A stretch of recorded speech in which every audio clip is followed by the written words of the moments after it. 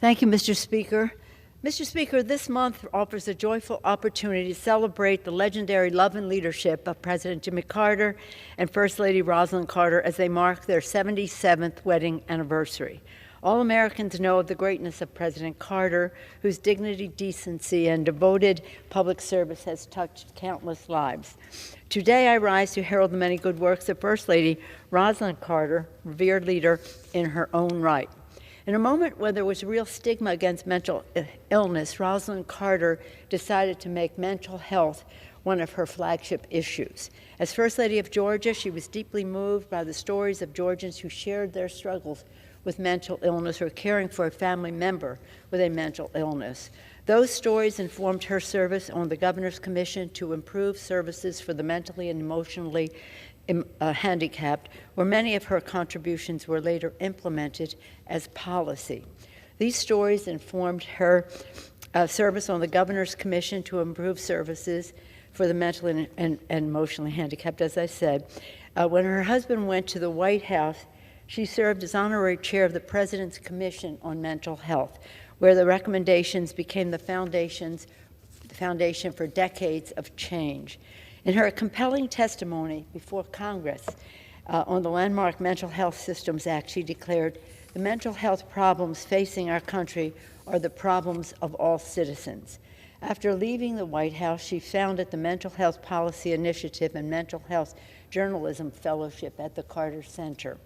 Alongside Betty Ford, she advocated for the Paul Wellstone and Pete Domenici Mental Health Parity and Addictions Equity Act, which ensures that reimbursements for mental health are the same. Mental, physical health, no distinction. Patrick Kennedy in our House was such an important leader on this.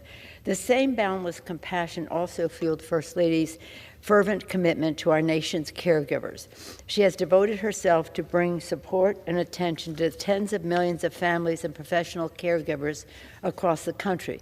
For 36 years, the Georgia Southwestern State University Rosalynn Carter Institute for Caregiving has advocated for policies to support their work. She even wrote a handbook for caregivers, Helping Yourself, Helping Others.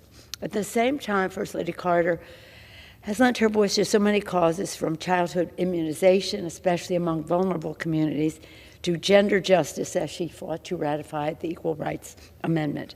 Beloved at home, First Lady Carter is also deeply respected abroad. All are in awe of her historic visit to Latin America in 1977, where she championed human rights, democracy, and a new chapter of engagement in the region. With her characteristic grace and grit, she embraced this high-stakes diplomatic mission, meeting the heads of state and speaking with authorities as an emissary for our nation.